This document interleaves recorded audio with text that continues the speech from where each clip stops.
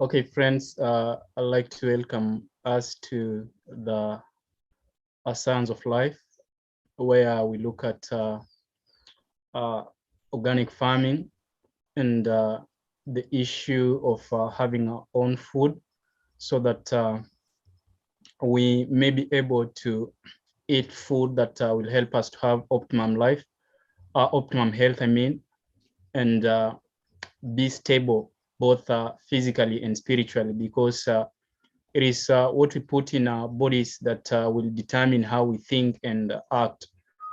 And if we have a good health, then even our thinking will be enhanced, and it will lead into right doing or acting in the best way. And so I'd like us to look into the issue of longevity.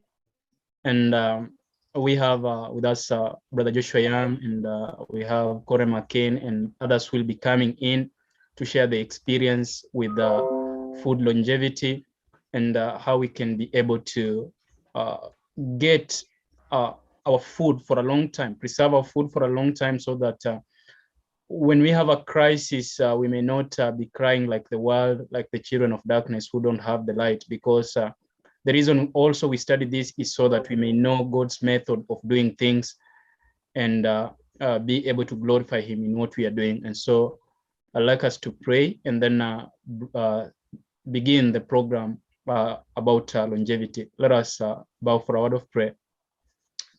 Our Heavenly Father, thank you so much that you have accorded us life. It is a free gift that you have given us through thy Son. And Lord, how I pray that as we live, we may live to glorify your name. As we go through this program, we pray that you may give us wisdom from above. And above all, Lord, we may live to help others who are seeking information and ideas in a way that is not expensive, but in a way that is affordable. And so thank you for hearing our prayers. For this we pray in faith in Jesus' name. Amen. Amen. So welcome Brother Corey and Brother Joshua, Brother Fred. We hope others are watching online on Facebook and YouTube. And we know that it will be a blessing to share this information with each other on food longevity and how we can have a longer shelf life of our foods that we have. Welcome, Brother Corey. Welcome. Joshua's not here yet, is he? Yes, Joshua is here. Yeah. What's going on? Why don't I see? Yeah, I'm in. I'm in the dark. I'm sorry. I have my view thing set up differently than I normally do. There it goes. Now I see that he's here. Okay. Yeah. Yeah, hard to find a quiet place, and everybody keeps you need to walk in the light, brother. Well, when the dawn breaks, I'm going to show you some of our strawberries this morning. So, oh, cool. We'll see you guys when it gets light. But I'm out here in the farm, so yeah, you got a little way. We got a little bit of time before that sun comes up, though. You're up bright and early to get out on the farm. Well, somebody set the meeting for 6 a.m. Good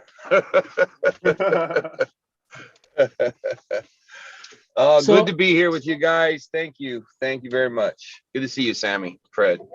Good to see you. Good to hear you, Brother Joshua. So let us look at something. If you look in the book of Genesis chapter 8 verse 22, we are told that while the earth remaineth, seed time and harvest, and cold and heat, and summer and winter, and day and night shall not cease. And so we see that seasons will be coming and going on as long as the earth still exists. And so because the earth, this is how things will be, seed time and harvest.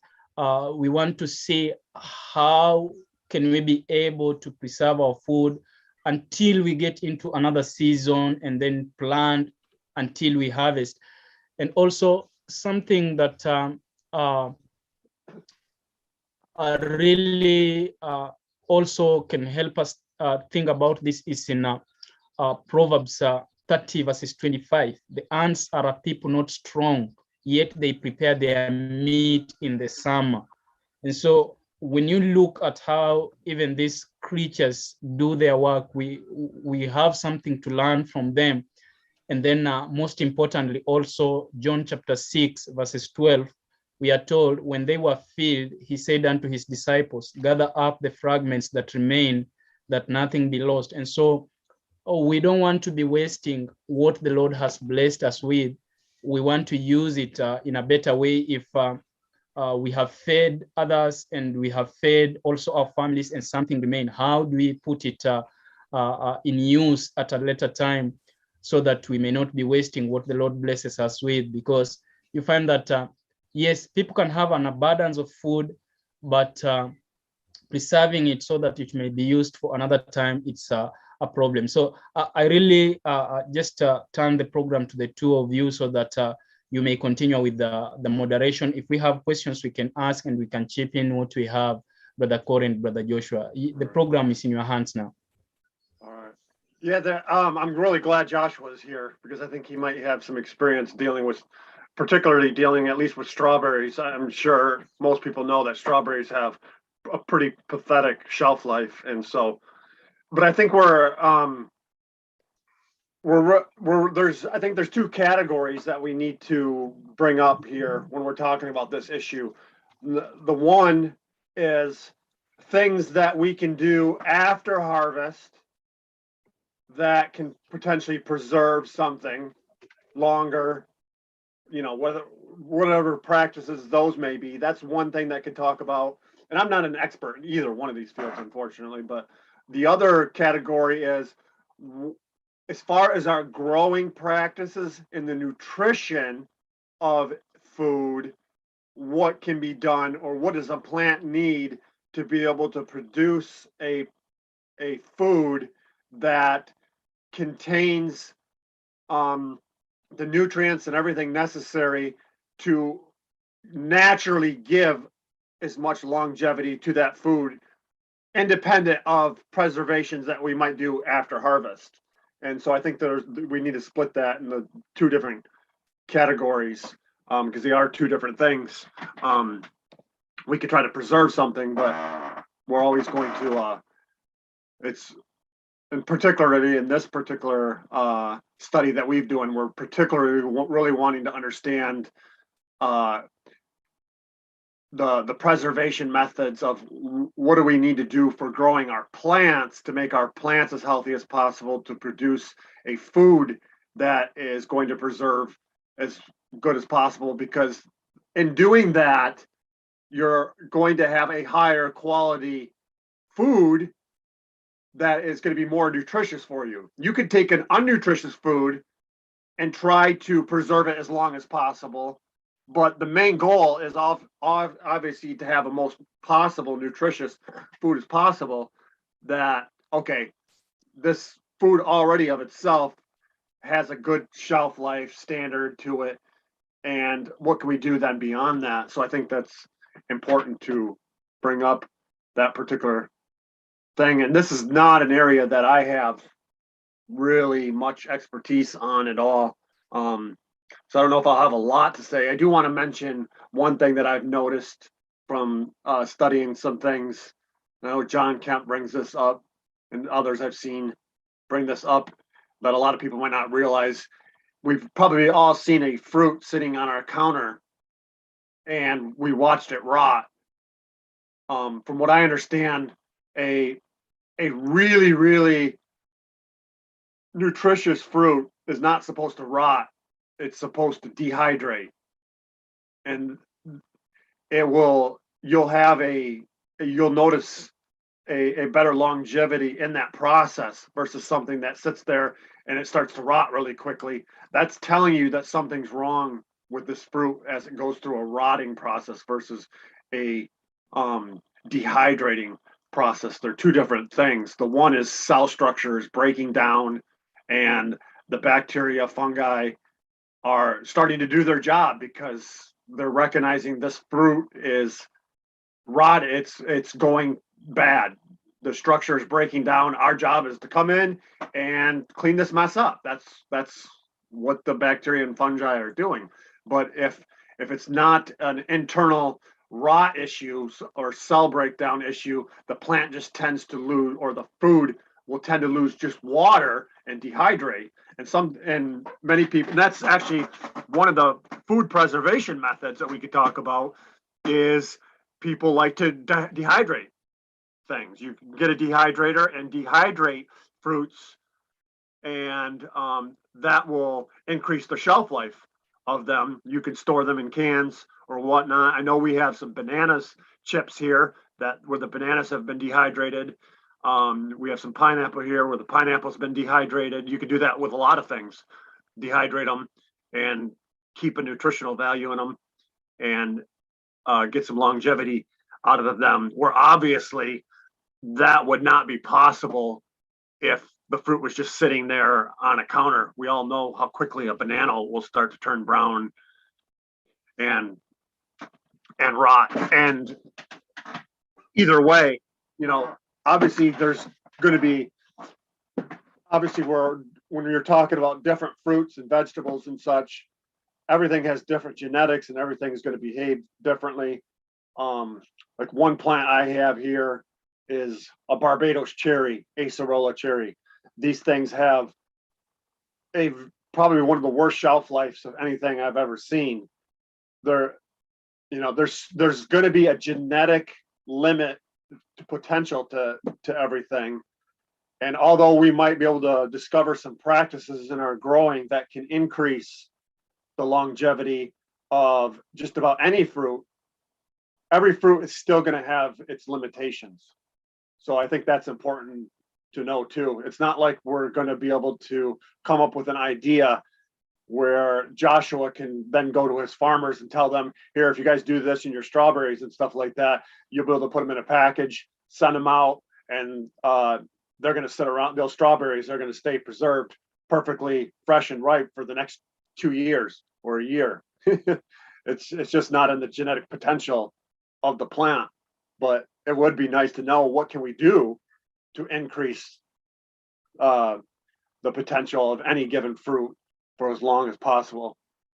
So with that said, I am curious. I do have questions for Josh, because I think this is an interesting area, as far as maybe Joshua might have some insight in there, because I know he deals with strawberries and the difficulties with the longevity of strawberries. And I'm curious what he might know and understand from a nutrition standpoint and stuff that he's learned, especially with AEA and stuff, of what kind of nutrient issues and stuff are we looking at to be able to get a higher quality fruit that is better preserved. So do you have any ideas on that, Joshua?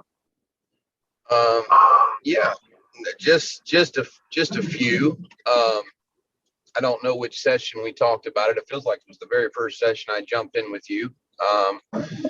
But we have to really pay attention early, before bloom, to cell division stage, and be sure that at least our calcium is in proper working order. Because if we don't create enough cell structure before filling the fruit, we will split the fruit, blow the fruit up, and so we won't preserve that fruit. It'll be on the ground.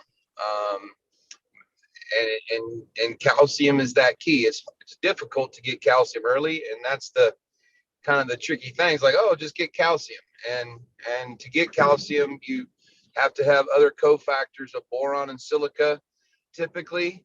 And more than that, I'm finding is the photosynthesis piece that John talks about. In order to get calcium up, you have to get photosynthesis up and moving. And what's lacking for us here in that primarily has been the chelated minerals of iron and manganese in the soil profile. Of course, we've been farming this same ground for 50 years conventionally, and so there are toxicities in the soil that we're having to take a look at it in order to try to get the soil that release and available calcium. Calcium moves from the bottom up. It's very difficult to get calcium movement from the top down. In fact, it probably doesn't work that way. We can use foliar sprays, as we've talked, and then it hits the leaf and goes up, or we can get it going through the bottom. It's like the sap is like, to me, it's like syrup. So it's thick. It's veins and arteries that the tree's working with, very similarly, phloem and xylem, and with that sap moving up through this wood structure, it's very difficult sometimes. So having your micronutrients up is important. I think cobalt is probably the one I'll speak of. What causes a fruit to ripen, or I guess eventually rot, is I believe ethylene production, and it's a gassing off of ethylene that changes the color or changes the structure, from green to yellow to red, to being finished. A key mineral in controlling ethylene production is cobalt. Cobalt in the right levels, we're finding have some very important relationships in the plant. Again, primarily to iron and manganese, where it could possibly help regulate those two. And it also is a key cofactor, enzyme cofactor in the process of harvesting the free nitrogen out of the air. At night when your plants finish photosynthesizing, they stop and breathe. Believe it or not, they've been working all day, so they stop to breathe, and they breathe in carbon dioxide and nitrogen. And if cobalt and molybdenum and a few other cofactors are in proper order, it allows you to get that free nitrogen. So in that, if we can get our cobalt levels up in the sap, which we don't need a whole lot. In fact, I'm going to show you in a little while where I miscommunication with our grower. We were watching the saps and we saw cobalt climbing, and so we made a program change, and the spray guy did not get the program change. So we got another application of 1 pint of cobalt per acre last week, or the Tuesday of this week. And just like anything, there's only a 100% bucket. So an overage in one is going to cause a shortage in another. And thank the Lord that he is faithful. And even when we make mistakes, he's there for us. Because this particular application of cobalt appears, even though the sap say we have plenty, but the symptoms are that we induced a potassium and magnesium deficiency. Cobalt is a cation, so cations will push out other cations off of the colloid in the soil, but I guess in the sap as well, where we usually run about 0.25% or something like that, and I think we got all the way up to 5%. So when I show you here, when it gets light, you'll see what happened. And just potassium only feeds off the older leaves. That's our storage tank. And magnesium has been suggested that it could be mobile sometimes, and it could be an immobile element sometimes. Well, you could see the plant cannibalizing the oldest leaf first, and then the next leaf, and then the next leaf, as it's trying to heal itself. I'll say, our bodies are to be self-healing mechanisms, and his nature is the same. And so, when we do have a mistake, it's important that we give it to the Lord, and we realize that we are just dust. We're just dirt trying to get ourselves built up into good soil, and to give ourselves grace, as his grace is sufficient for us. And I was just so thankful this morning that they were alive and moving and healing. I could see them healing. So I kind of got off base there because we started about cobalt. But yes, I think, it's an essential element. And so I don't want to put any more focus on it than the other essential elements. But having a very small amount, I think it's 2 parts per million in our soil profile, or 1 part per million possibly. Hey, Joshua. Will give us that balance of cobalt, or we can use it as a foliar spray that will keep that fruit when it does go to ripening. It will not. It will like Corey's saying, it will ripen, but it won't rot. It'll like again, Corey, Mr. Corey said that it will. John Kemp says it'll dehydrate but not rot, and I have evidence of that in these past 2 years, where I've left things out on the shelf and did shelf testing, and for sure, if you have a good structure and the fruit is filled well, it can last a lot longer, even without refrigeration. I guess since we're talking about storage, I don't know if you have access to freezers, but I highly recommend that you take a percentage of your harvest and put them away, like the ants you mentioned. We store up. So, as far as preserving food, we use canning methods here in the state. That's old school, where my granny used to do it all the time. It was the only way we ate as kids. We canned our tomatoes, we canned our okra, we canned our beans. And that's a pressure cooking, where you just need a fire and a way to seal, mason jars or glass jars. I don't know if that's something people have access to, but it's not difficult to do at all. And certainly can put all your veggies. You can make preserves out of your fruits. And there's methodologies. I don't know them well, but my the other guy that works for us, he's done a lot in his day. That works. Go ahead. What's that, Corey? The cook. The cook, yeah. That's they right. Have a good chef. That's right. They have a good chef that works for them that is really good with cooking. Yeah, it's amazing to have someone there that understands food and understands preparation and seasonings, flavor, and preservation methods. God kind of gave him an idea or a vision of a book that he's been working on, and it's 1,000 regenerative recipes and how to grow them, and how to grow, preserve, and cook your own food for a family of 4 for a year, is the premise behind it. And so, other methods he was looking at in preparation for the book was a salting method, where you can salt your eggs. And I don't remember what's particular salt water, maybe. I can't remember exactly what he was doing, but it would make your egg last for the year. And certainly the canning, certainly the freezing.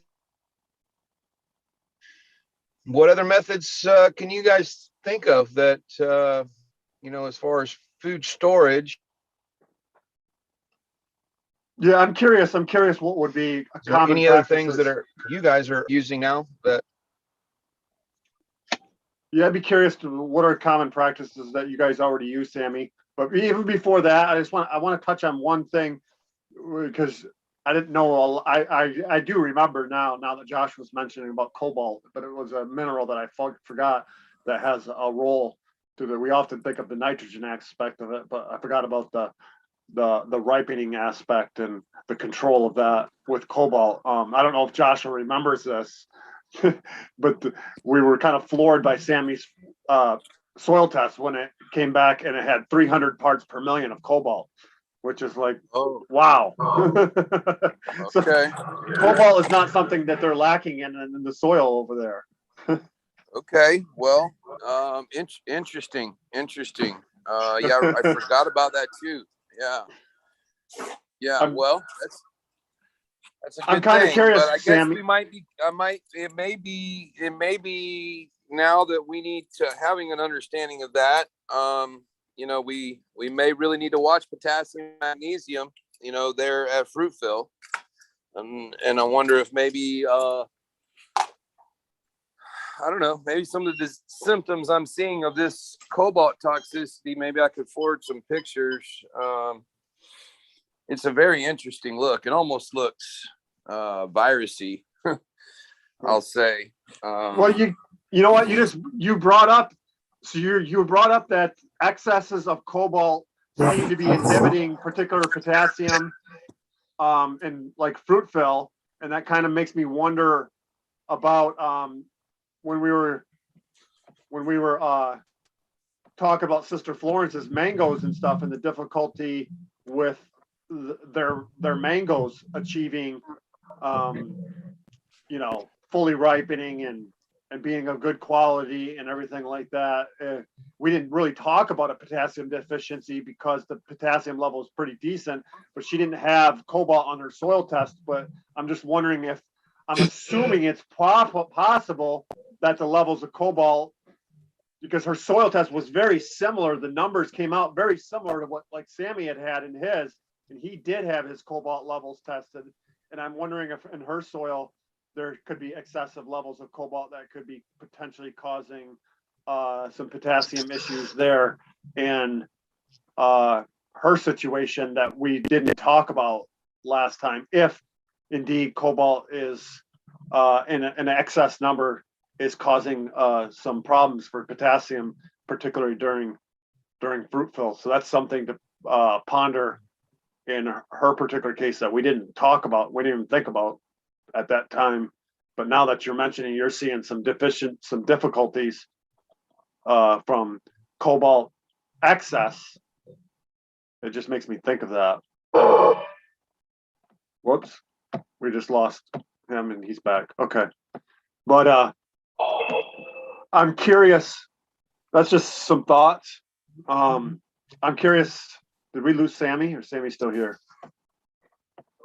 I'm still here. I'm curious, so about things that you guys do in Kenya as far as food preservation, and I'm curious to see, in your opinion, obviously it can be difficult if you don't necessarily have anything to compare with, but as far as your fruits and vegetables in particular, because they're going to be the most susceptible to rot or whatever, in your opinion, when you guys have harvest fruits and vegetables, does it seem like you're getting decent shelf life out of them, or does it seem like it's not very good? Or what is your thoughts on what you're experiencing there in Kenya with shelf life and stuff already? Or is it just kind of difficult to compare? What I can say, as far as we have been doing farming, we just started recently, but going back, what the only method that maybe I can say we have tried out is using this preservative sacks. This is preservative bags, where actually there are special bags which are used to store things like the grains, that is beans or maize. That is what we do. And the common one in this country or in our village is where the ash from what you burn from the beans is what you mix up with your grains, and then you can store it in a preservative bag. That is what we do. I haven't tried storing much of the fruit or the vegetables, but I remember when we were trying to, when we were learning about medical missionary, we were told about how to preserve cowpeas. That is a vegetable where you dry it and then you spread salt on it, and then you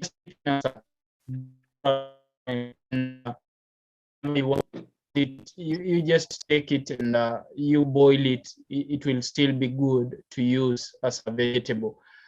I don't know what Sister Florence, by the way, the images that were on the screen, I think I got them from Sister Florence.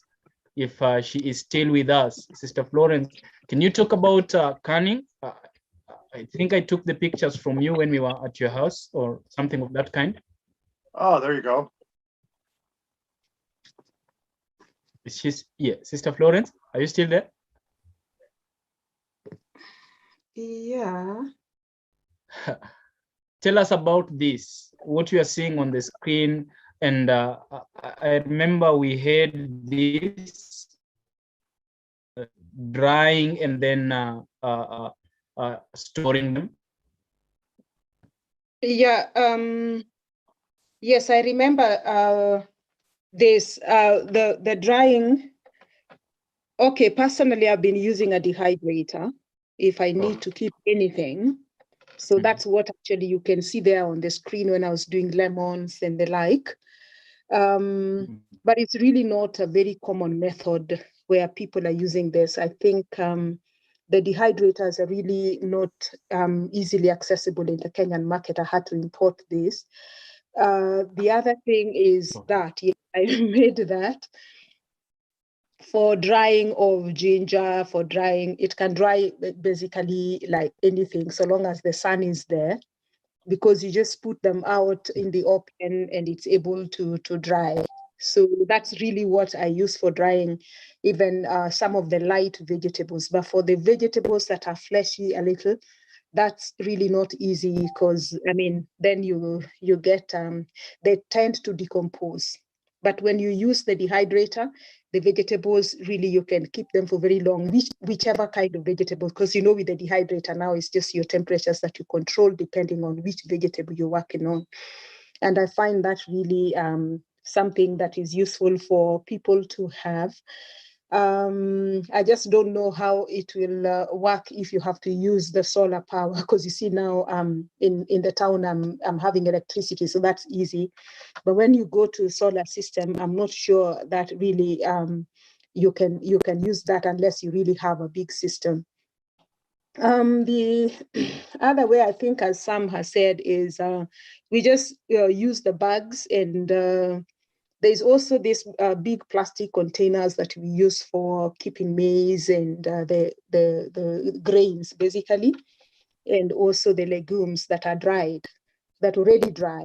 So I don't know. I was not ready with a picture. I don't know whether, Sammy, you have any of the pictures that I had shared some time back of the granary that you can just keep in the house, and so long as it is tightly closed, then you can store your maize for years, I guess. We've been using that back in the countryside for the harvest that we have for maize, beans, and the like, and that's really worked perfectly well, because there are no weevils or anything like that. So you do not have to dust them with the ash and all that. But in the event you do not have all that, you can still use the ash. Generally, you can use the normal ash or the one from beans, and that works just perfectly well. You can also dry the vegetables under a shade, and you can store enough of that. Yeah, basically, that's what I can say about that. Thank you. Sammy, so you can correct. I'm assuming refrigerators and freezers are not common household things in most Kenyan homes. Yes. In towns, it's common. I'm sorry, sister, I didn't hear you. In town, it is common to have freezers and refrigerators, but when you go to the countryside, that's not a norm. Okay, there's often not power run out there unless people make their own solar power or something like that. Yeah, back in the country, but in the small towns now, most of the towns have electricity. It's just that the question of affordability of fridges and freezers and all that. And again, it's not a priority, because many people just, cook and use what they cook and feed it all, they don't have to store. Yeah. Harvest. A lot of people harvest fresh and cook and eat right then, and basically harvest and eat as you go? don't do a lot of people, is that a practice where sometimes people just don't even really store stuff up? They're constantly growing and just eating. Yes, yeah, that happens for vegetables. They grow, they eat. When they are in season, they are eaten. Not many people store vegetables in the countryside, but when it comes to the grains that get dried, those are stored until the next season. Yeah. Right. Yeah, that's an example of a plant that stores better than, obviously, like you said, the fleshy stuff doesn't store real well. That's a neat little thing there.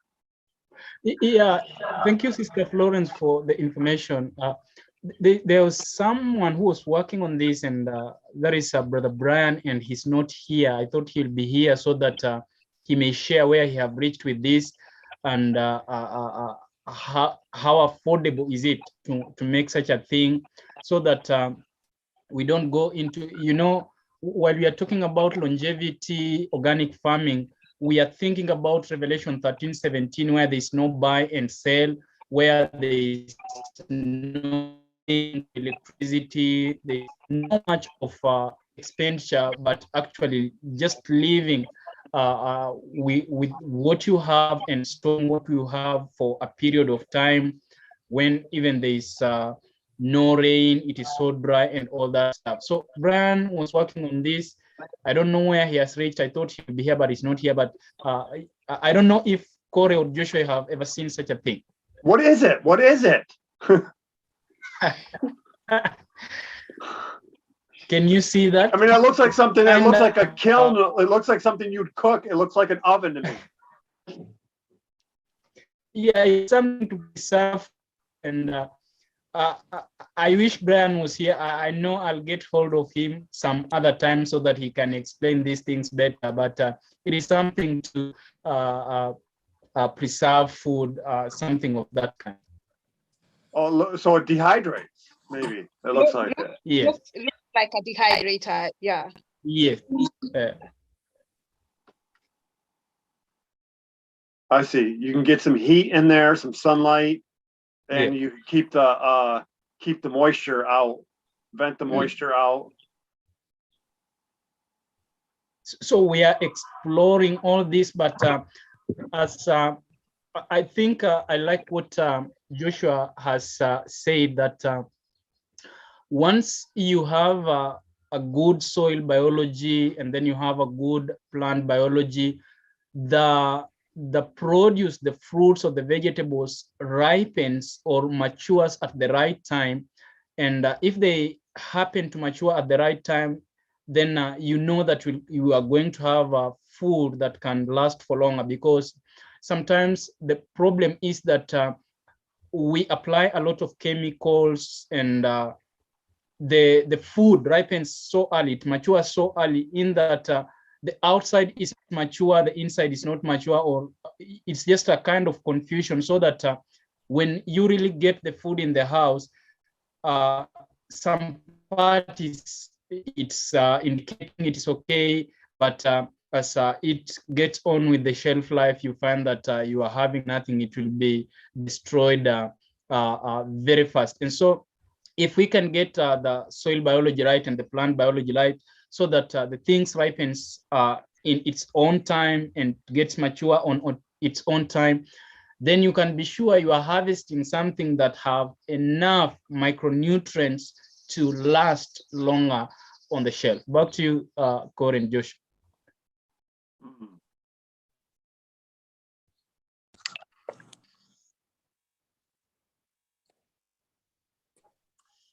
Yeah, I guess it's almost like a natural dehydrator.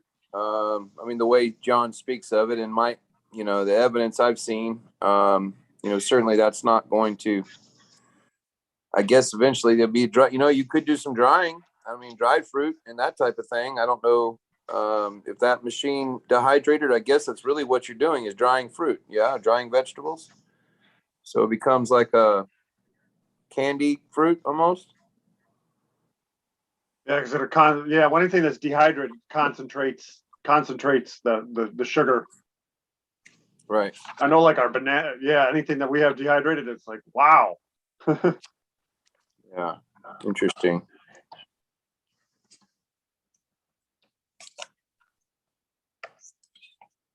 But yeah, I guess obviously the preservation of the food, and as far as a natural, how it's coming off the vine or the plant, we're really talking about the cell structure of that particular vegetable or fruit that is going to determine have a big portion of why or how long that product is going to last. And that's cell structure. You're talking about calcium. Of course, boron would be the deliverer for that to help that. And silicon, obviously something a lot of times not talked about too terribly much, but silica is going to be a big, I would think, we might not, there's not a lot of information out there, but I would assume good levels of silicon in the plant could have a role in that. And I know that you guys talked about sugarcane, and I know sugarcane is a very silicon hungry plant. And so if you guys are using some leftover products from sugarcane to compost that and stuff, you're likely to get higher levels of available plant silicon, and that would be something that is going to strengthen those cell walls in your various fruits and vegetables and make them better for a preservation, because it's hard to get, even though sand is mostly silicon, it's not very plant available. So, but yeah, I'm just thinking, like he was saying, calcium, silicon, cobalt, these things are going to be your important and most important minerals for the preservation of that food. And I would imagine that there's got to be something to do, since potassium has to do with fruit fill. While that fruit is trying to expand and grow and being filled with the nutrients, potassium plays a big part in filling fruit. So now that doesn't mean that the fruit is being, I want to make sure to clarify that, because I used to think that potassium has a big part in fruit fill. That doesn't mean that the fruit is just simply being loaded with potassium. Potassium is bringing sugars and stuff to fill in that fruit. Not that necessarily the you need a fruit full of higher and higher and higher amounts of potassium itself. So, but it just is a part in the plant that is participating and aiding in filling that fruit. So if we have any potassium deficiencies, you're going to have poor fruit fill, which is more than likely going to affect the shelf life of that particular fruit. And as Joshua mentioned, if you had calcium issues, but you do have potassium trying to fill that fruit, well, now your cell walls aren't able to expand correctly, or there wasn't enough, and then you get splitting in the fruit, and so you got problems there. And it's, obviously sometimes it can be, with some of this stuff it can be hard. So what do I do on a practical level for my calcium, my cobalt, my potassium, and stuff like that? These are all management practices that we just have to do the best we can in our particular circumstances and our experiences and learning, trying to figure out things, what's going on, what's happening. We're trying to figure out what's wrong with our plants. This might be a little bit of a sidetrack, but I'll tell you a little story that I just had some soil tests come back earlier this week that I took. I've been steadily testing more and more of my fruit tree areas. And I knew from the previous test that, wow, I really have some severe potassium shortages. So I had put down some potassium in these areas that I hadn't, and I knew, and I put it down in the areas that I didn't test yet too, because I knew that I was going to be potassium deficient everywhere. And so when I just in the last week did send in some soil tests for some of these fruit trees, it was really weird. I saw the spike in potassium in the soil levels in some of these fruit trees, but there was this one particular tree that didn't grow. It was a mango tree, and it didn't grow very good at all this year. It was just planted this last year, so it's his first year, and it didn't do hardly anything. And I was like, man, this tree is really disappointing this year. What's going on? And when I saw the soil test level, it was like the potassium was still exceptionally low, much lower than all the areas. And I had just put potassium down right there in that spot, the same amount as everywhere else. And it's like, what is going on here? Why is the potassium level so short in this area compared to this other area? And it was only 6 weeks ago that I put the potassium down. So why am I having such a problem with potassium in this particular spot? And my wife and I were looking at it, and she mentioned the bananas. I got these huge banana trees or plants, big bunches of them, and they're like 10 feet away from this mango tree. And it didn't even dawn on me. It was like, oh, duh. Banana plants are exceptionally hungry for potassium, and they're only 10 feet away. All them banana roots, and we're talking about a bunch of banana plants. We're not just talking about one little bunch, but their roots are all growing right into there where this mango tree is. And basically every bit of that potassium I had thrown down in just a month, those banana plants had all sucked it all up. And that's why that particular plant and that particular soil and that spot, it was the closest one to those bananas, showed that it was basically as if I didn't put any potassium down.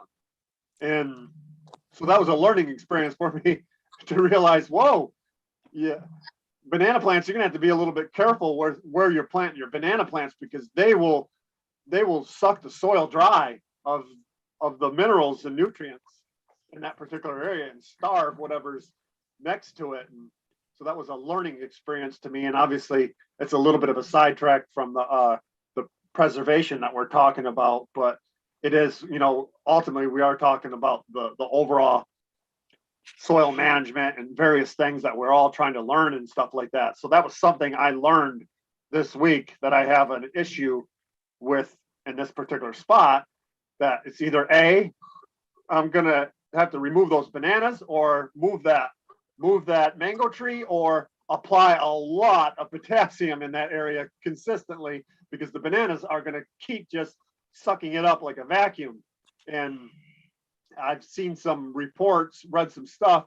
A lot of times you're looking at, for a lot of plants, on a drawdown on a per acre basis, maybe 200, 100, 300 pounds per acre of potassium. A banana plant is extreme. On a per acre basis, a banana plantation will do 1,300 pounds of potassium in a year. That's something that is unheard of in any plant when you think about it. I'm sure Joshua would be, if he didn't know that number, 1,300 pounds per acre of potassium is probably quite stunning to him, unless he already knew it. That's a lot. And that's bananas? Yeah. So if you got bananas growing next to anything that you're trying to grow, just remember that they're going to get their roots in it.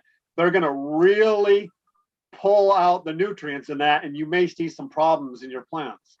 Just how's your manganese? How's your manganese in that regard? In that particular case, on the mango, it was at 61 parts per million, which isn't too bad. Now, however, it makes I hadn't had a previous test, so I don't know how high it was and how much it's getting drawn down. I do know pretty much every mineral in that particular soil test was lower than everything else, with the exception of manganese. But I used to have a different tree there, and I did apply a good amount of manganese in there, so it might have originally been much higher, and it is currently lowering too. I just don't ultimately know for sure. I just know that I was surprised when my potassium levels came back at 23 parts per million. And it's like, and everything else was showing 100 to 125 parts per million. It's like, what happened here? I know I applied potassium here, and I just didn't even think about it. My wife mentioned the bananas. It's like, oh yeah, they're 10 feet away. I've got 3 bunches 3 big bunches of bananas with probably 7 or 8 stalks per bunch growing right there. And all those roots are going right in there. And it just was like, oh yeah, obvious. That's where the potassium went. And no wonder this tree didn't grow this year. Right. Guys, just a review on when we talked about building plant frame and building root structure. There were 4 main minerals in that: calcium, potassium, chloride, and nitrogen. So even though we don't need a lot of potassium early, we do need some potassium. We'd rather get our growth energy from calcium, but it is a necessary element for that early stage. So it is possible that a potassium deficiency could keep a plant from growing early, even though we don't want to feed too much potassium early to lock out calcium. But it makes sense, everything you're saying, Corey. You're at fruit fill on the bananas, so anything that's available is going to be pulled that way. The reason I asked about manganese, guys, is because manganese is the regulator of potassium. It helps the potassium move up and move down. And the reason that is because manganese is responsible for splitting the water molecule. So when you irrigate, the first step in that process, manganese has to split that to O and OH, because you have OH2, 1 oxygen, 2 hydrogens, and water. And then when manganese, you apply it, the manganese splits that molecule to O and OH, allowing the plant oxygen to feed soil life, and that allows that first step in the process to move the sugars around the plant. And the water is what's moving the sugars into the plant, into the leaf tissue, into the fruit. And so to get potassium to the proper levels, manganese is a must. But it's 68 parts per million that Corey mentioned. Normally we're looking at 70 to 80 parts per million, or 80 to 120 even sometimes. So he's not in bad range there on the manganese. So he may be right. Moving that, it may be planted in the wrong place potentially, but something we could look at, in that. I have a question, Brother Joshua. I was reading about that it is so hard for the plants that or the harvest that is acidic to have a longer life shelf. So my question was, if maybe what you have harvested is so acidic, I don't know how to put this, how can you preserve that? Or will you have lost everything? And the article was cautioning about foliar spray. We should be so careful with the foliar spray, because it changes the chemistry of what you are really spraying. And so one thing that is so detrimental to the plant is using artificial sprays, in that at the end of the day, you may have larger, like, let us take for an example, you are spraying your mangoes, your tomatoes, and all these other fruits. You will end up having something bigger, but chemistry has changed, and it will miss to have a longer life shelf. Can you react to that? I wonder only if you are speaking of foliar spray as you're putting nitrogen out, or what would be in that foliar spray that they're saying not to put? Any foliar spray? No, not only excess quantities. I'm talking about being just careful with what you're feeding the plant when you're doing a plant or a foliar spray. How careful, and what should we consider when doing our foliar spray, so that the plant may not be acidic and just lose its chemistry? Yeah. Well, acidity usually comes from accumulation of hydrogen, and typically that is a lack of cations are positively charged elements. The anions are, if you have an imbalance of anions, meaning phosphorus and sulfur, then you will make the sap acidic. So applying cations, at the end, really what we're talking about is fruit fill. And I downloaded, hold on one second if I can find that. Thank you, Lord.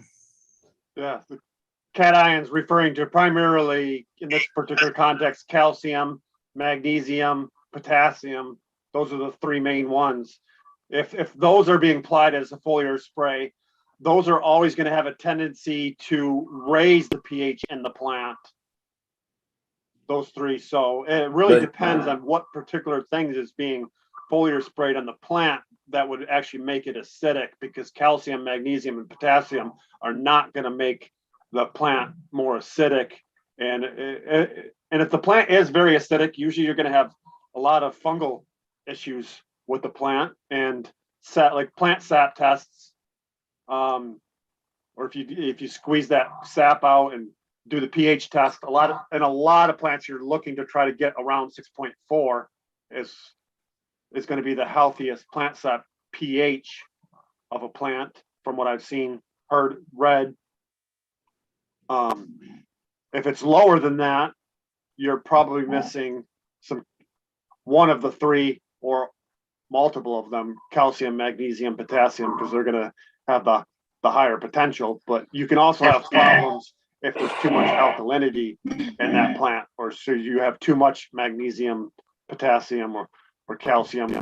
Although I'm not sure I don't know if people generally have, usually, like Josh was pointing out, calcium is often a struggle to get higher levels. And as Graham points out, we like to have luxury levels of calcium in the plant. Now, we like to have high levels of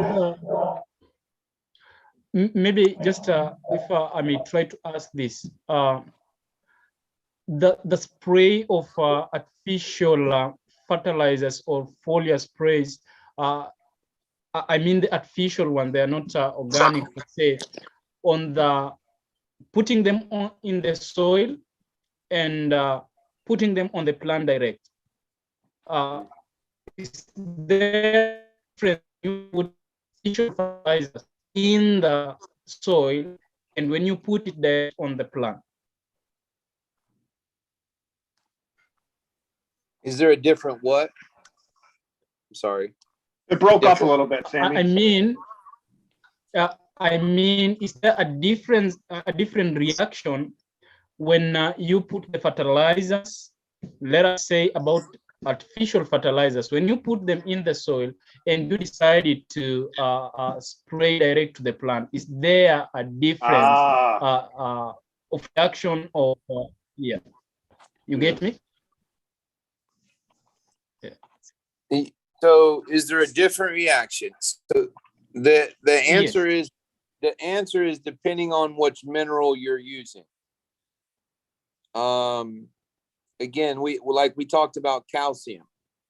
If calcium's put in the soil, it moves up the plant from the bottom. I mean, it always moves up, but if you spray it on the tissue, it moves up, right? Where your mobile elements are potassium, nitrogen, and phosphorus. Nitrogen is broken down into 3 different types: ammonia, nitrate, and amino acid. Each one of them act in a different place. Ammonia acts in the soil, urea acts in the soil, where nitrate reacts, it's a gas, so gases move through things easily, so nitrate is actually converted in the leaf. So yes, there are differences.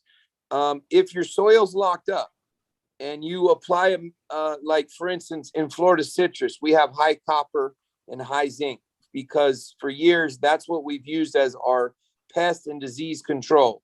Manganese, zinc, and copper is very common in our conventional practices. And so those start accumulating in the soil.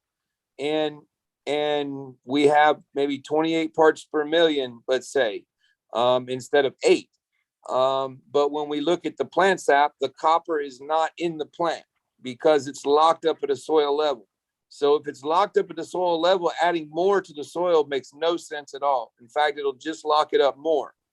So we need to, if we have something that's locked up high, we need to look for things that will balance it. And how do you say it, Corey? Chelate it, like humates, where it can grab and hold and not be toxifying heavy metals to the soil. To the plant. So, for potassium, I think it could be either way. I don't think if you put soil potassium, now, if you had really high imbalances of other cations, potassium is a single bonded element where calcium and magnesium are double bonded elements. So the double bond is going to be usually have a seat at the table more than a single bond. So if you only have so many seats at the table, those things like potassium seem to come off of your soil colloid. When we talked about CEC a few weeks ago, or cation exchange, each soil has a unique property of how many minerals, fertilizers it can hold on each piece of sand. And so the higher that is, the more sites you have, the more chances of you having everything you need. If your storage system is not built yet, and we're still building it, and we don't have the storing capacity, even if we put it in the soil, Corey, at 1,500 parts per million, and we only have a holding capacity of 3 or 4 CEC or 5 CEC, then the soil didn't hold that 1,500 pounds. It leached probably a lot of it. So the bananas probably ate some, and maybe we leached some, and maybe a better plan would be to put, yes, I know what you're trying to do. You're trying to soil build. And so, and when you're adding organic matter, it's going to help hold that and not leach it. My sands over here in Dover are different than the soils you have a bit, but I will say in that situation that a foliar spray, well-timed foliar spray, can be very impactful, Sammy. I just think that maybe you guys are perhaps being sold the wrong fertilizer. So when you say put fertilizer and you're at Fruitville, if you would put a nitrate nitrogen or even he said fish fertilizer. He specifically mentioned fish fertilizer. Okay. Well, I think a little bit of nitrogen, the right amount of nitrogen is good. Too much or too little or bad. Right. Here is, I don't know if you can see this. I was going to try to send this to you, Corey. So this is the Fruitville grain fill minerals, critical nutrients. So we have to keep photosynthesizing moving, and then we're going to need potassium, nitrogen, manganese, zinc, calcium, copper, boron. You might say, well, Josh, that's all of them.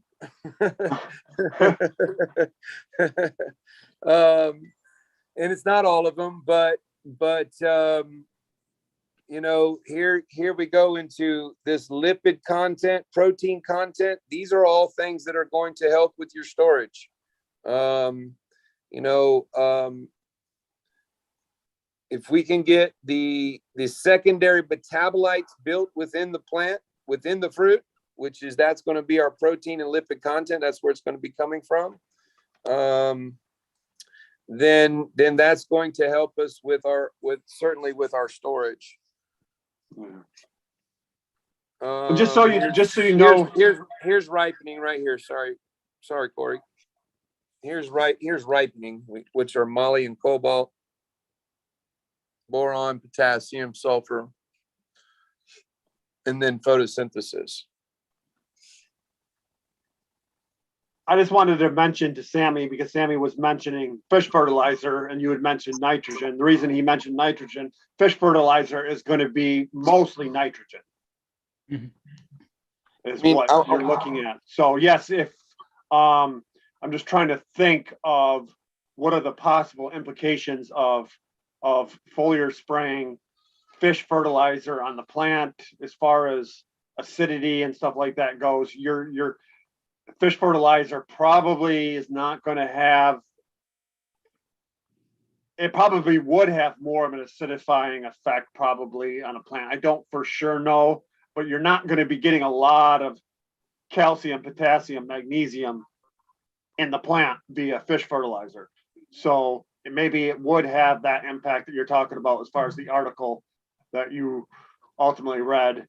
And depending on what stage, it really depends too on, Sammy, on as far as like if I'm foliar spraying the plant, what stage of the plant growth is this? When the plant is young and we're trying to put on leaves and get it to grow? Are we trying to, is this plant flowering? Is this plant filling its fruit? What's it doing? Because that will determine what we're trying to foliar spray at each given stage. We don't want to just throw fish fertilizer on it because that's what we got. Well, fish fertilizer might not help in certain stages, or it could potentially even harm the plant. And you always have to, one thing you have to keep in mind when you read a particular article that I don't think a lot of people think about, there's no such thing as here, this is bad or this is good. Context is huge when it comes to gardening. And there's no such thing as, well, I put this on and this worked good in my garden. Okay, I'm going to do that. Well, that might not work in your garden. Your garden might not need that, or might have too much of that. And now you're just going to make it worse. And you hear people say, well, I put this on and it didn't work. Well, that's because in the soil and gardening, everything is extraordinarily contextual. So there's just no such thing as this worked for me, therefore here you do it. Or what, it just doesn't work that way. And so everything is about timing, everything is about our own context. And there are potentially some foliar sprays that you could put on the plant and you're going to end up having more problems, as in the case of whatever that particular article that you had read. But if you're if you're dealing with an acidity problem in your particular plant, which would probably manifest, like I said, in some type of fungal issues, diseases, and whatnot, you're looking more to try to get some alkalinity in that plant, potassium, magnesium, calcium, and there's different, I'm not going to go into the details of that, but there's different ways that we can do in-home tests without having to send them to a lab.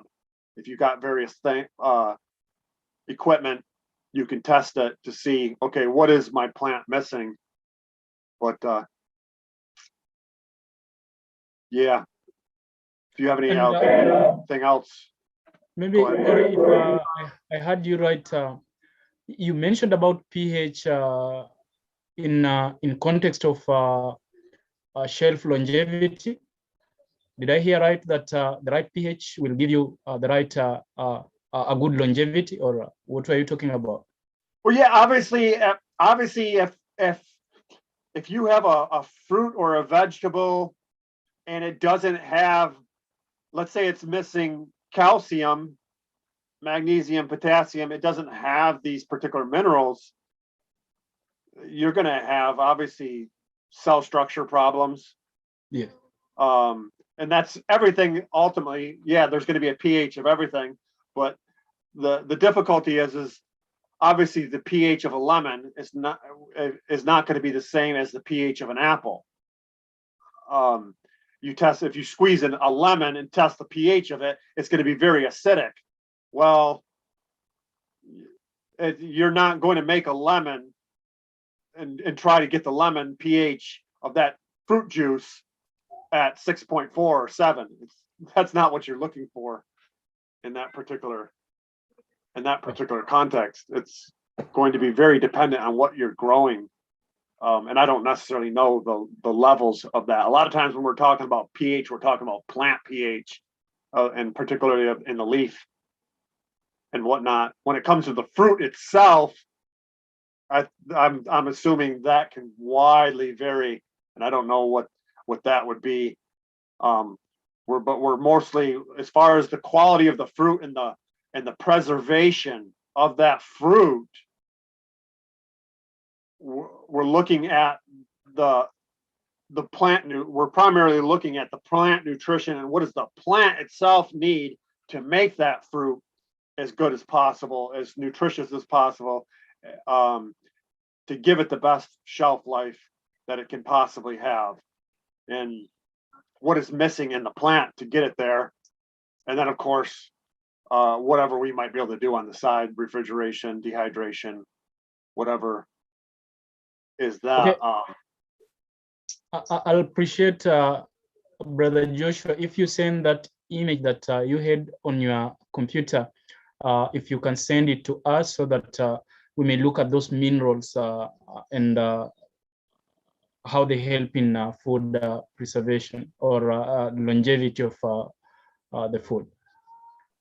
I emailed Corey. Hopefully it went through. I couldn't get it to go through to you, so I did that already. On the critical points. I can get it posted to the forum, Sammy.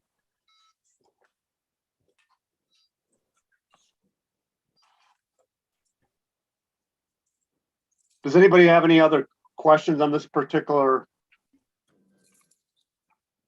topic or anything else of any other interest? Yes.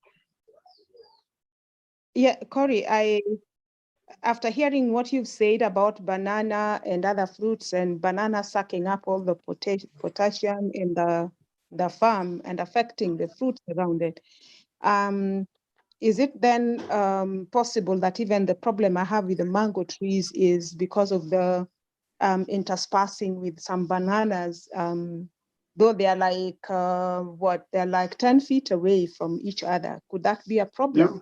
It depends. It's going to depend on a few things. Are these bananas dwarf bananas, or are they the really, really tall, big ones? That makes a big difference. Dwarf bananas are going to have a much smaller root system. Your tall bananas, they can put out their roots a long ways. My mango tree is about maybe 10 feet away from these bananas, but these bananas that I'm growing right here are very, very tall, very, very big. I'm not some people will manage their bananas where they try to keep only, say, 2 or 3 stalks going at one time, and they take off the pups of the other ones. These have like 7, 8, 9, 10 stalks, big banana plants, and there's 3 different bunches. And so in my particular context with that much, it's really causing a problem. If you might have a bunch, say like a dwarf banana plant that only has a couple of stalks on it, and you're keeping it down to 2 or 3, 10 feet away, 15 feet away, you might not have probably nearly as much of a problem. It's just going to depend on how many plants you're ultimately growing and the potassium that's in the soil and really everything. I mean, bananas are going to be a vacuum for a lot of minerals. So I remember seeing some pictures in yours, but I don't recall if your bananas were dwarf bananas or if they were a really tall, big variety. They are not dwarf. Neither are they very tall. They are medium size. Okay. Yeah. How many are you allowing? Are you trying to keep them down? Are you managing them at like 2 or 3 stalks per bunch, or are you letting them? Are they putting up lots of pups and having 6, 7, 8 stalks per bunch? Yeah, previously there were 6, 7, 8, but we have decided to reduce them to around 4. So most of them are now at 4. Okay, gotcha. And yeah, it's one of those things that, what sometime in the future, what you might want to do is try to take some separate soil samples that are like farther away, kind of in the same region of the orchard, if you have any, and see what the soil tests are showing where there are no bananas getting their roots in, and then check the mango tree areas where the bananas might be getting the roots and just see. And then you would know that, okay, yeah, there's a clear difference. Wherever these bananas are close to, they're getting the roots in there, and they are really drawing down the minerals in that particular area. But it might not. I doubt your situation is as bad as mine. If you saw the video of mine, I mean, we're talking about some huge banana plants and many stalks of them, and they just happen to kind of all conglomerate right in an area that's very close to this mango tree, and that's why it's exceptionally bad in this particular spot. And yours, if they're kind of more spread out, it's probably not nearly as bad as my situation. But yeah, bananas can definitely have an effect on it. However, bananas, anything that's going to eat a lot, it's going to produce a lot of sugar. So they can also, I've seen people talk about, man, whenever I dug my banana plant up, the soil underneath it is black as can be, because those bananas are putting a lot of carbon down into the soil. Bananas can really build soil, organic matter, because, I mean, you're talking about the leaf size and everything. Just think about how much photosynthesizing they're doing, and how much, in order for them to get that kind of food, they have to dump a lot of exudates into the ground and acids and stuff. So they're trying to feed the biology and everything to get as much nutrients as they possibly can. So they're a vacuum on the one end, but they are also a major carbon dump in the soil, so they can benefit in that particular regard. Okay. There was this is not bananas, but there was a webinar that Advancing Eco Ag put out with Dr. Tom Dykstra called The 100 Years of Citrus. Maybe we could find that, Corey, and send it to him. I remember watching it. But he talked about in the 1940s, we were producing more citrus than we are today. And then we only had 86 trees per acre. Now we're pushing 350 trees per acre. And he basically said each time, there was like a 20-year period. Every 20 years, we went up trees per acre. And each time we did that, we pruned the roots of the ones that were there. So there is not enough room for them to grow to maturity. So therefore, at some point, a new pest is induced, one we never dealt with before in Florida. All of a sudden shows up in citrus. And he shows that each time we went down in the number of trees per acre, or up in the number of trees per acre, we created an environment that was conducive to a new pest, because we didn't have room for them to grow to maturity. So I would say I don't know, bananas and mangoes are probably all different, but I'm sure having an understanding of the space that they truly need to grow to maturity, and then only putting that amount of mangoes and then filling in those gaps with other things that are not going to be something that's good as a tandem planting, maybe some lemongrass or some legumes or other things, other diversity of species into the same realm that will foster the root exudates and create more different kind of sugars for the environment that we're trying to create. God's way is diversity by design.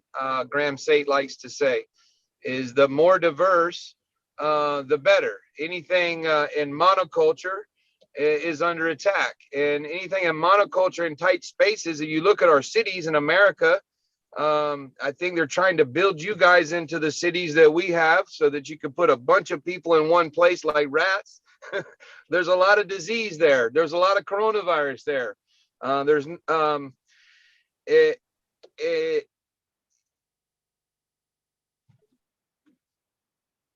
Is what they want to is kind of what they want to tell us that, but it's when we have really the diversity should be our strength, not our weakness.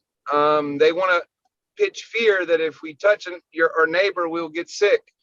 But every time I shake Corey's hand, I know I'm getting good microbes because I know he's been in the soil. So be careful who you hang around, because those things like to rub off on you. And is why it's important to shine our light and to be reflecting Christ. It's growth community.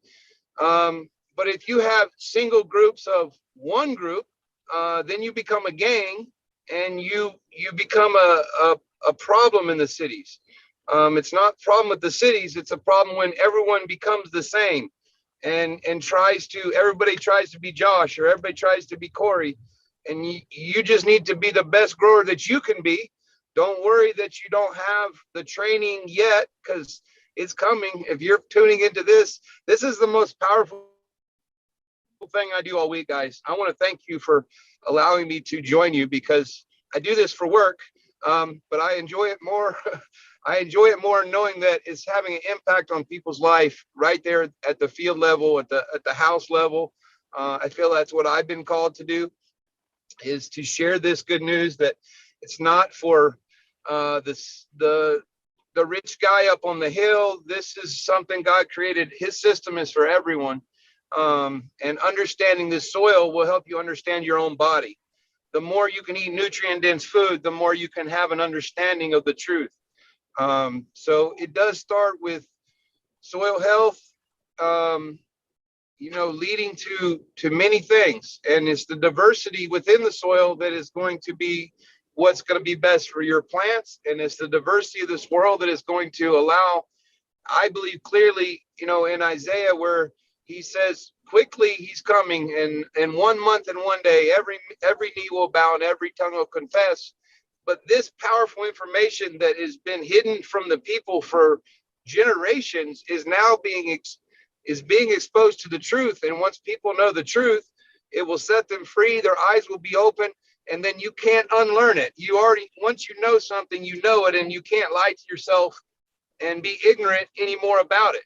And so I know that I really appreciate, the camaraderie in this group. In my level, guys, you guys are talking way higher level than even some of my farmers will understand. If I get talking in this regard, that I lose them. So I'm so thankful you guys are still with us and continuing to learn. Do not get frustrated. And I'd like to, I really appreciate Sister Florence, because she's a bold woman of Christ, and she asks good questions. I want to challenge the other farmers that are on these calls to start emailing your questions in. And if I don't know them, I know John Kempf does know them, and I know the Lord knows them. And you can't receive anything unless you ask. So ask and you shall receive. If you're having problems, please reach out to Sammy, and I will take the time to study or whatever I need to do to get you the answers to grow healthy crops, because it is possible. We're only limited now by our ability to understand this, get it on paper like Sammy's doing, and then apply the principles daily in our life, daily putting on the full armor of God, daily going out and asking nature, what is it that you need today? I'm here to serve you. How, you should be talking to your plants, talking to your soil. And I know, guys know your spirit, man. And if you don't, your spirit has the ability to communicate at a very high level. And once we get this base foundation of nutrition in your life, and you continue to feed on the word, your spirit will be elevated to a level where we can communicate without speaking. We can talk to a plant, and it can tell us what it is. We can see the signs and symptoms with our eyes, our ears. We use all of our senses, and then we use our spiritual sense lastly, to trust and I say trust our gut. That's our spirit, man. Trust your spirit on what to do. And if you don't know, ask. So man, I know that was a bit Thank you so much. Of a monoculture. So, but I appreciate you, Sammy. Thank you so much. And I know we can take this on the next level as the Lord will continue leading us. Joshua, is that your farm or? Oh, that's the strawberry field. Yeah, he's over at the strawberry field. I think he's going to show us in a little bit. I want to ask before he does that, because I know he's going to go over there, I think. Yes. Sister Florence, when you asked about the question about the bananas and stuff like that, if you go out and look in the orchard, are there any areas where the mango trees are not near bananas? And do you notice any difference in those particular mangoes versus mangoes that are close to the bananas? Because, you know, that right there of itself can tell you something. If you don't notice any difference in how these grow or what's going on, then it's probably likely that the bananas may not be affecting them. And that would be your answer there without even doing necessarily a soil test. So I'm just curious about that. If you have any spots in your orchard where you can look at the mangoes and say, you know what, these ones aren't even near bananas and these ones are doing better or they're doing no different. Now, I haven't, until you mentioned it in this meeting, I'd really not considered it. But I like the fact that bananas are also beneficial, I mean, in terms of the building the soil biology. And so I think I will do that next time when I go home. I can ask my person on the ground, Sammy, to confirm. Right. I also got to talk to somebody in terms of benchmarking. I got to talk to somebody in the area who's also doing mangoes, and he's doing very well with them. And he said when he came and looked at our farm, he was able to detect that there are certain problems that have, you know, that are long-standing in a sense. And also told us that there are certain varieties that don't work very well there because they do not like a lot of rain, but we had like 2 varieties that can work well. And so he was talking of also helping in, okay, I've forgotten the word, the way you take another plant and put it on another one. I don't know what you call grafting. that. Grafting. Yes, grafting. I was looking for that word. Yeah, he was talking of grafting certain types that then can work well in that region because he's done mangoes and his are doing perfectly well. And he was able to note that. So, because his area is not as wet as ours. And he said because of the wet climate, it could not be working very well for certain types. So we were also able to see that. So he also knows how to prune them. And so he also recommended that we do thorough pruning, and so that they can build new leaves. So he said he was able to come and help us with that. So we are willing to let go of the next season's fruit, and then we can do the pruning and wait, see how that will work out, even as we do the rest of the other things that you guys had recommended. Okay. Gotcha. That's good. It's always good to have other local farmers and stuff to learn from. We all need each other to learn from. That's especially local. I mean, there's things that are locally contextual to you that Joshua and I we're not going to be able to know or help you out because we're not there locally. We don't know the varieties and the local things like you guys do. So Joshua, show us those strawberry plants. Well, I show this to you, and I ask for your prayers that these continue to heal. So we definitely stepped on it a little bit this week. So in our weakness, he is made strong. So I show you this, and then maybe if we have time, I'll go across the street and show you where we didn't have a problem. So let me show you the good coming now. This is going to be our first bloom. When these plants come in, they come in with really no leaves. They are very small plants, single stem. And then the first thing they do is they put out this, we call it a side hand. And you can see it has 1 stem and 4 or 5 berries. And honestly, with these organic berries, up until now, we've been able to get good size on them, but now they're kind of getting small. You see how small that is now? And it's because it's just finishing this side hand and preparing to put single stem berries where you have 1 bloom and 1 stem. Does everybody see that? Right. Obviously, 4 berries on 1 stem is going to produce smaller berries than a single berried stem, correct?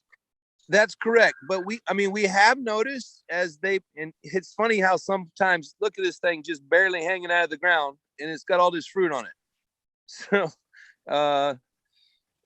but they have been sizing, and they don't ripen all at one time. In the conventionals, they're getting this huge ripening, all the fruits ripening at one time. Here, we're getting different stages where one ripens, and then we pull it off, and then the next one ripens, and then the next one ripens. So we are getting really good fruit size early. I did notice a difference. And when I say organics, guys, you guys are really growing mostly organics, unless there's a chemical guy there. But we use more in the conventional system. We use very soluble forms of nitrogen, phosphorus, and potassium. So we're using phosphorus acid, and we're using nitrate nitrogen. It's very soluble, very quick. But because it's so quick, it doesn't allow the plant to build the cell wall early and then blow it up like a balloon. And as long as we got the cell division early, we're going to get the fruit size. If we don't have the fruit size, then it shows that the plant didn't have enough calcium at the early stages. At this stage, this is where we have to have the available calcium, because it is making a decision on how many cells it's going to make and then how big it can blow it up. A lot of that's temperature related. So, I'll quickly show you. Okay, I spent a lot of time, Corey and I did, on older and younger leaf and why it matters. And so you can see where we had the problem. It's only affecting the older sleeves, where the young leaf is beautiful. That's one reason why I can breathe today, and I realize I haven't messed this guy's field up. It's going to pull out of it. Now, we definitely caused this plant to go through stress. This was not our plan. We'll see. Sometimes God's plans are bigger than our plans, and a little stress can make you produce fruit. If you get comfortable and everything's growing good, sometimes the plant will just keep, he's happy. It doesn't want to produce fruit. So sometimes a stressful event can push out fruit. This is no good. It's soft. So this is what I do daily. There's That's 50 a big field. There's 50 acres. We plant them on 4-foot centers. So it's 4 foot from center of the bed to center of the bed. This is a 28-inch top and a 32-inch from bottom to bottom. Our drip tape goes right down the middle in a trough right here as we lay the bed. And then we feed it water daily and fertilizer 3 times a week. When I say fertilizer, we use fish, crab, shrimp for our nitrogen, as well as there's my dog Diesel joining us. You can see how the plant, it doesn't eat the whole leaf at one time. It's coming from the side, and it's sucking. It's what we're saying is it's cannibalizing the potassium out of this leaf and a little bit of nitrogen, as well as, because of the cobalt went high, we locked out iron and manganese, and you can see that in here. I have noticed, though, sometimes in a situation, it leaves a festering leaf for a long time. What I notice is it goes from this on one day to this on another day, and it's gone. Wow, so very quickly. Very quickly. The plant is healing very quickly from this little, we'll call it excess. An excess of cobalt caused a deficiency of potassium. And I don't know that this is very well documented in the literature, actually. But, and then this is kind of that modeling, Corey, I was saying, that looks so funky. I mean, look at that. Right. It's crazy, right? Yeah, it's all over the place. It's like, what kind of deficiency is that? That's a toxicity, though. That's what you're saying. It's a toxicity. It's a toxicity. Yeah, here, look. I mean, typically this reddening, you'd say this is nitrogen. So it is. So what do you do when you? So Friday was a very critical day for these plants. We we had done this. We realized what we had done quickly. It took a whole team to figure out. So, you know, it's with a multitude of counselors, the Lord says, there's wisdom. So we quickly had a meeting. I got on the text to everyone saying, hey, this is what the SAPs were saying last week. It was already high in cobalt, and we applied another pint. You wouldn't think a pint per acre would be that much. But all the other fields, we had seen a little bit of issue last week with a potassium deficiency, even though the SAP said we did not have a potassium deficiency. I take it back. Again, the moon phase, we talked about it. Up, down, up, down. This is breathing like you. The soil's breathing in, breathing out. And it's a lunar or celestial cycle that we need to understand better, of you have this up and down, where 1 week the plant is available to receive nutrients, and the next week the soil is more available to receive nutrient. Graham State has a chart on this, Corey. I need to find it for you guys. It's a moon phase chart. So it's been suggested that spraying a foliar on a week that is not conducive to receive, it will not get in that plant. The plant will block it from getting in. And conversely, on the other side, you don't have as much pull in some of those down moons. You don't have as much pull from the earth. So, you know, the water doesn't pull quite as high. And so with the water's not pulling quite as high, the sap's not pulling quite as high for that week.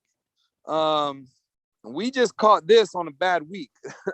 You know, sometimes you don't want to eat. You're not hungry. Then you shouldn't eat that week. You should fast and pray. Your body's not meant to eat all the time, 3 meals a day, like America's taught everyone that we need to. So anyway, there's a lot to learn from what we're doing with plants and soil. It also, if you had a little microscope, you could take a little bit of soil, put it with a little bit of water, and see what biology is doing. If we put too much cobalt, yes, the plant probably has the ability to get it there, but it was the biology that put it up there. It had too much in the roots and says, I have too much in the roots, you're going to kill me. So it hid some in the leaf. Just like in our bodies, if we eat something, it'll store in our fat cells. The fat cells of the plant are in the leaf. It's in the lipid layer. So this plant is just acting like we would act if we were to eat too much cobalt. It would spread it throughout, and then it would store it in the place that didn't matter the most. And maybe we lose a pinky toe, but we wouldn't lose our whole body. You know, it's going to put it there and shut it down. And that's what's happening here. So, hey, Joshua, I have a question. Yeah. Was your guys' cobalt action, your cobalt delivery, did you guys foliar spray that, or did you guys do it through the drip tape, or both? Oh, that's a good point. The problem came with a foliar spray. Okay. And I will couple that is the guy, he had put sulfur the day before, elemental sulfur, which pushed our phosphorus down a fair amount, more than I would have expected. And then, so we didn't have a lot of energy when we sprayed this foliar. So it probably sat on the plant a little too long instead of being metabolized. So a lot of things we did wrong. I will show you this phenomenon, you know, showing up. You see how elongated this leaf is? We're seeing that in this variety. You know, this would say that the zinc is right because it's perfectly matched up. The sap would say that the zinc is right. You know, what is lacking, we want fat wide leaves. This is a better photosynthesis solar panel than this is. This is probably a function of our mess up, but to me, it had to regrow quickly. It did not have time to probably put the calcium in the new leaf. In the saps, we had almost 1,000 parts per million calcium here in the old leaf, but we were less than 300, 400 in the new leaf. we're spraying these twice a week with like a quart of calcium. So we should not be short, but this is showing we still are in some regards. But these plants are not only growing leaves, fruits, but they're growing crowns. So if you could see here, you see how it's divided into 2 plants, 1, 2. This one's in 3 plants already, 1, 2, 3. Oh, there's multiple crowns. I didn't know strawberries did that. Yes. So the same time it's trying to fruit, flower, and put leaves, it's also dividing within itself crowns. Oh, wow. So here's a single crown. This one hasn't grown at all. It's got thrips on it. This one's trying to grow a little bit more. Here you go. See, this one's 1, 2, this one's 3 crowns. So then now each crown is going to put out fruit. So that's how we'll go from 8 berries to 24 berries because we develop more crowns. That takes a lot of calcium. So that's similar to like a banana putting up new pods. Yes, but this is doing it actively in the same year, I guess. Yeah, very quickly in a very short amount of time. Yeah, because you guys have to with your strawberry plants. It's not like a lot of trees. It's like the tree is just concentrating on fruiting. Your plant is trying to do roots, crowns, leaves, flowers, and fruit all simultaneously. Yes, and that's why it's not for the faint of heart, and it's valuable. It's a valuable crop to grow. That's why we grow it. Probably one of the most valuable crops. But even AEA, we've had our challenges learning this. The SAP is one tool, but we're using all the tools. And I will say that this is now year 3 on this farm. And year 1, we probably had 50% plants die. Year 2, we had nematodes so badly that you wouldn't recognize this field. We had big spots on the hill where no plants grew. This has been I've worked with this farm for over 20 years, and we've always had nematode problems here. And this year, until we had this little miss up, it was looking, sometimes it was looking too good. It is too good. God's got to bring you down a level so you don't get prideful. Well, this was a checkup for us, because it was going really good until last week, and all of a sudden, that's how life is, and that's what helps us grow. So I'm curious, Joshua, on a foliar spray,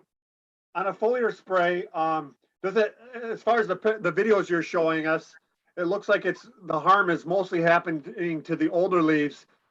I guess a toxicity on a foliar spray, how come it's not harming the new leaves, but it's just harming the old leaves? I guess that plant still takes and metabolizes it that way. That is a great. It moves it around, so it's more. So even though it's foliar, and the nutrient, that particular nutrient that's being put in there is mobile. Great observation, Corey. I'm going to get back with you on that. That'll be first question Monday morning.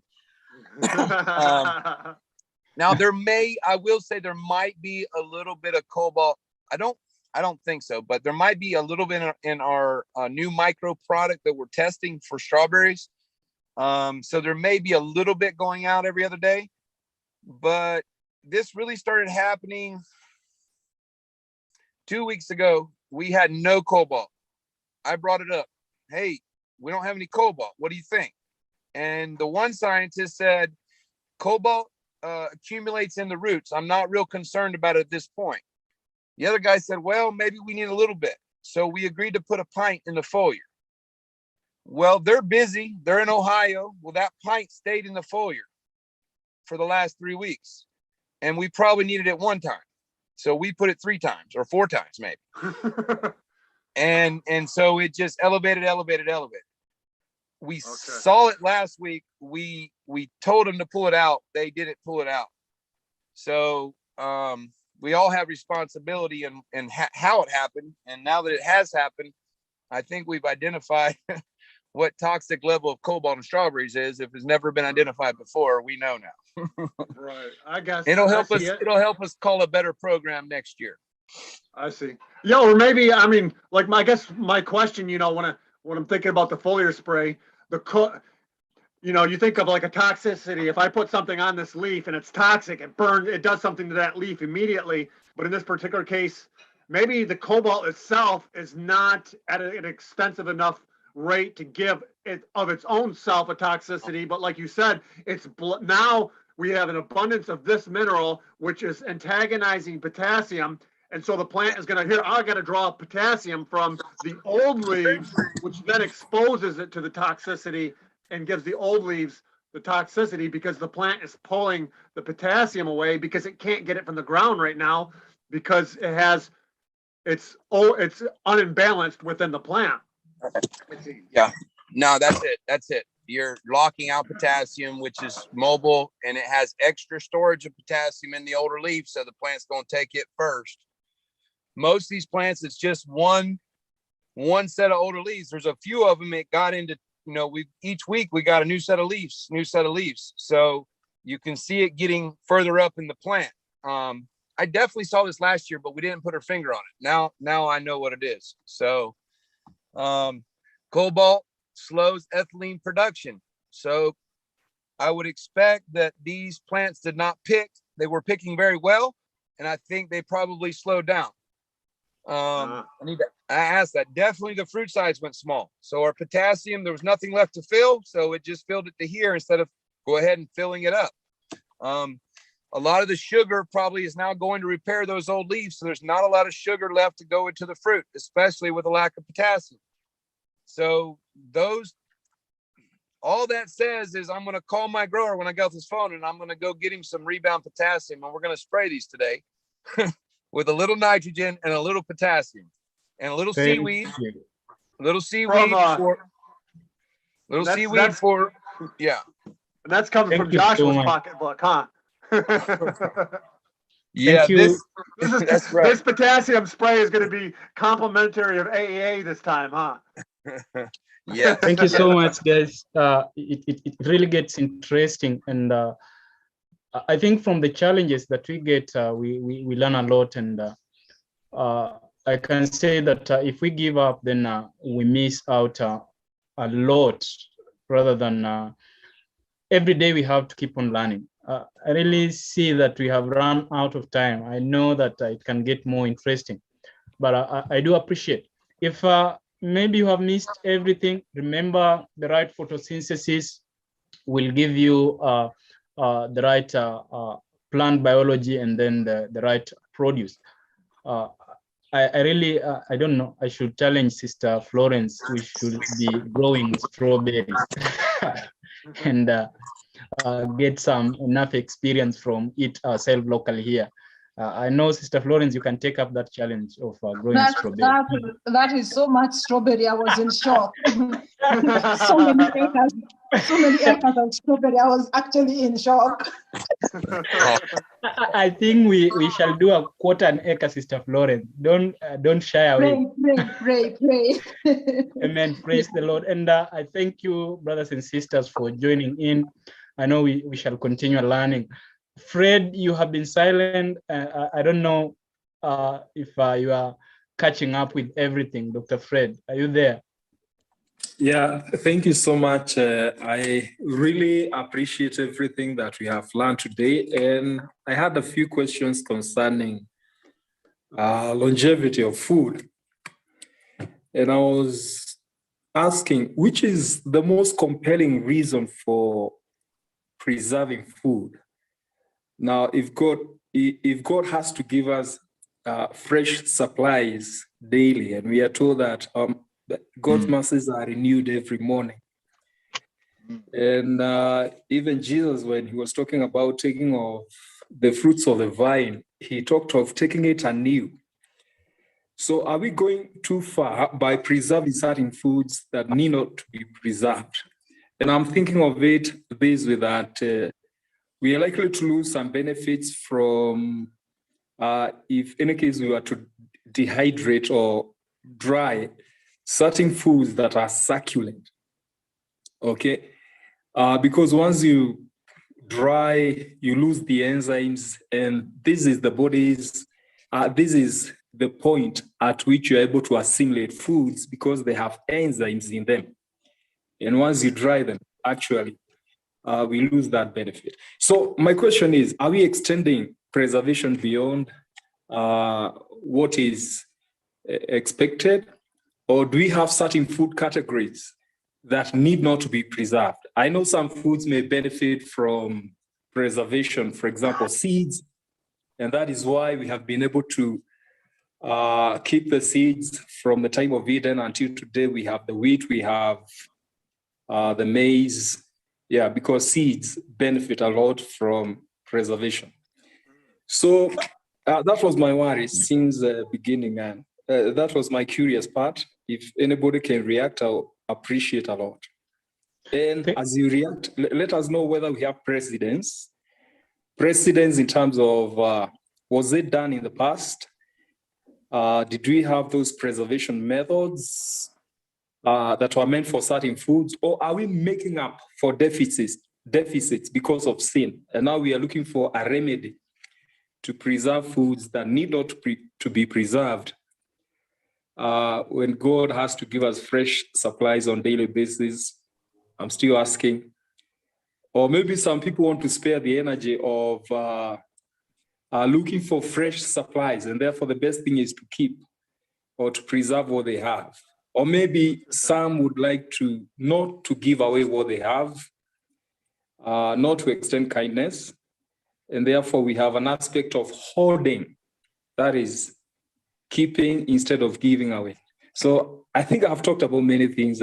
You can filter through what my concerns are. Thank you so much, and thank you for the presentations.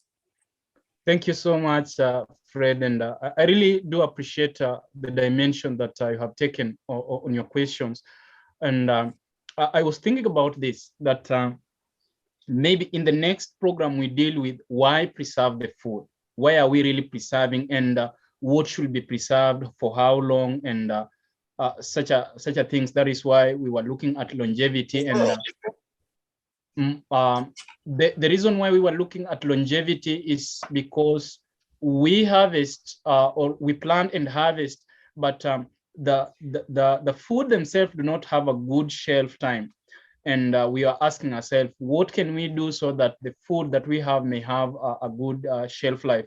But I really appreciate what you are asking, and I think we can, it's not something that can be answered in a few minutes, but it's something that we can deal with it in a full program. Why preserve food? What should be preserved? And such a like question.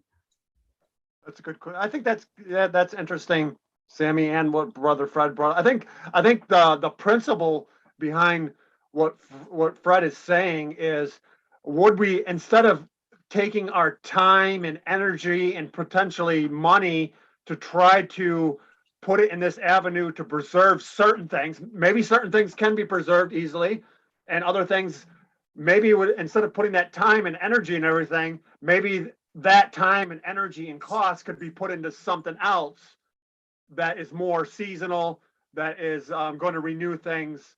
And so I think that would be like that would be context dependent on, in some situations, where if a person is in a situation where they're like, you know what, yeah, I don't have the funds or the time to put into trying to preserve these particular foods and whatnot.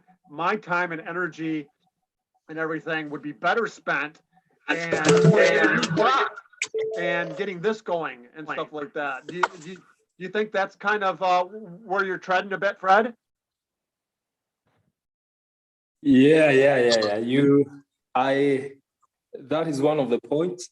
And maybe one major issue that may not be addressed now, but it's food for thought, is what about the fresh supplies that God gives us daily? Are certain foods not to be preserved? And therefore, by preserving them, we are actually immortalizing that food.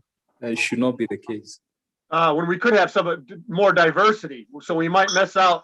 It's like I want to preserve strawberries so I can have strawberries all the time. But then now, because all I'm doing is eating strawberries, now there's other foods that I could be eating and getting diversity. I'm not eating those because I want my favorite thing. And that's what I'm preserving so I can have more of that. And now I'm not getting the diversity in my diet. I think let me just chip in a little. I think as Brother Sami has said, this is a wide subject that we may not be able to conclude like in a very short time. And the reason that people do preserving is not because you know, sometimes it's because you have abundance and you want a spread throughout the year. And what we know also as we are waiting for the coming of Christ is that there is a crisis coming. We are not drying and you know and storing this food or you know preserving it just for the sake of it, but we are doing it because a crisis is coming and we have been counseled that we need to be prepared. Because even like in the time of the famine, Joseph was able to keep food, and when the famine was there, he was able now to even help others who are in need. So it is really not out of a selfish thing, but it's like you're getting ready, you're being wise. And that is wisdom that, you know, is God-given. So I think it's a wide topic that needs to be discussed in a different lesson. Otherwise, we would not do justice to it, you know, running over it right now. Good point. So thank you so much. I think what we can do, because we are still on the issue of longevity, we can dig deep into that in the next session when we'll be handling methods of preservation and really why preserve it and how does this clash or not clash with what the Lord has said that he shall supply daily our bread. I think we can end at that point and really appreciate for your participation.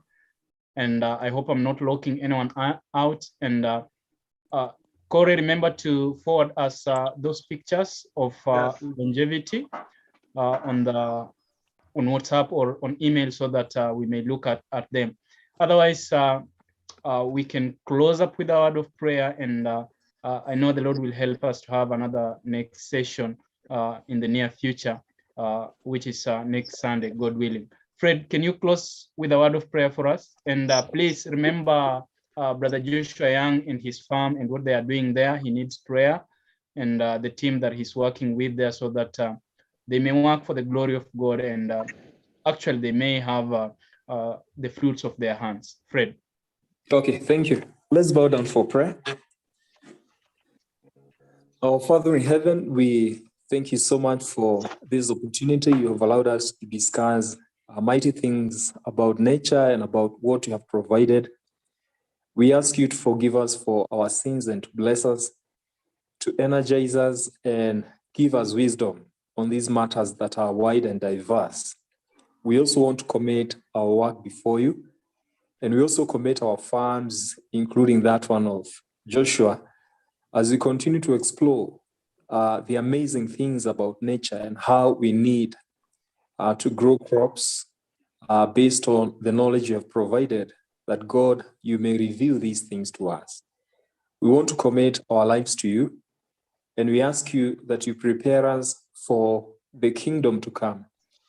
And if it is your wish, as we plan to meet during our next session, we ask you that everything is going to happen according to your will. We pray this, believing and trusting in Jesus' name. Amen. Amen. Amen. Amen. Thank you I so got it much. posted I got it posted. The what Joshua sent me, I got it posted, Sammy. On the, Okay.